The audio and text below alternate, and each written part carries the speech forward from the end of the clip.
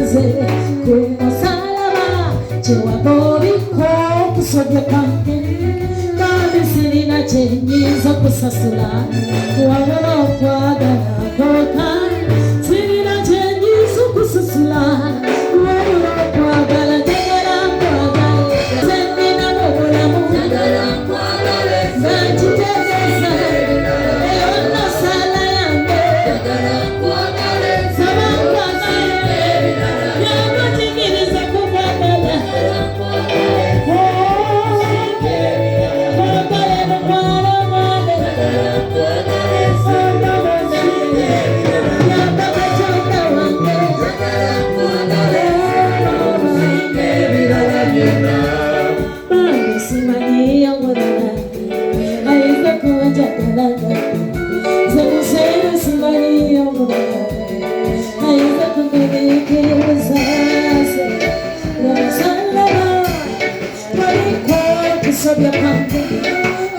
sirina kyenyinza okusasula wabula okwagala kwokka sirina kyenyinza okusasula wabula okwagala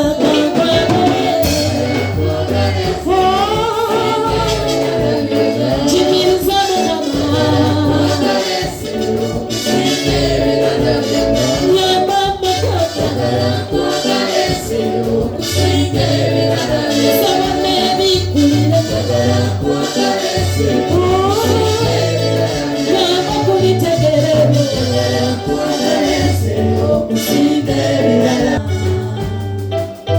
baako ebigambo byoyogera ne Katonda.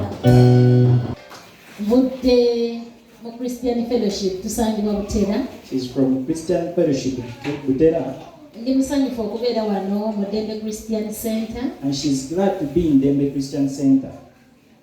Nakyusa empulira yange bwe nzija wano mpulira nga azeewaka. She changed her mind whenever she comes in this place. She feels like she's at home. Tofaayo ze sinyiiza olw'ekyo. Bano be bawulira obubi naye nze ebyuma mbimanyi. Ne bwe nsanga abaana ba wano mpulira essanyu. And whenever I find people from this place, I'm always glad. Ate ne nsanga abava mu Kabonge zone mpulira essanyu. And whenever I find people from Kabonge zone, I also feel the same joy. Ate bwe mpulira abava mu Busuku Masaabu County era mpulira essanyu. And whenever I meet people from Busuku Masaabu County, I feel that glad. Wonna bwe mba nsanze omwana wa Katonda yanaasibwa n'omusaayi mu Uganda yonna mpulira essanyu. Whenever she finds any person of Christ that is washed with the blood, she feels that joy. Bwetyo ne neebaza Yesu eyatugula n'omusaayi gwe. And so I thank Jesus who bought us with his blood N'atukolera family engazi. and made us an expanded family. Si bulwa w'ensula. I don't like where to Si bulwa sleep. w'endya. I don't like what to eat. Ne bwe boogera olulimi olutakwatagana tusobola okuwuliziganya lwa Mukama. Even if they speak any language that is not connecting, we can connect. Twebaza nnyo Yesu. I thank you so much, Ate ekyo Jesus. nkyogera waliwo abatakitegeera ku mutendera gw'oliko. Now this I speak, some people are not understanding at the level that you are Naye in. nze nkimanyi. But I do know.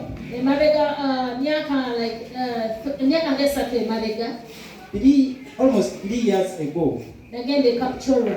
she went to Kapchorwa, Naye nali ngenda Buko. but she was heading to Boko. Kati bwe tutuuka e Kapchorwa, When they reached at Kapchorwa, enkuba yali etonnye nnyo. it had rained heavily. Ng'etukubye They were all kuba twali ku rained ttipa. on because they were on a tipper. Ate nalina omwana And she had a kid nga wa myezi 3 nga naye mukubidde wa. who was 3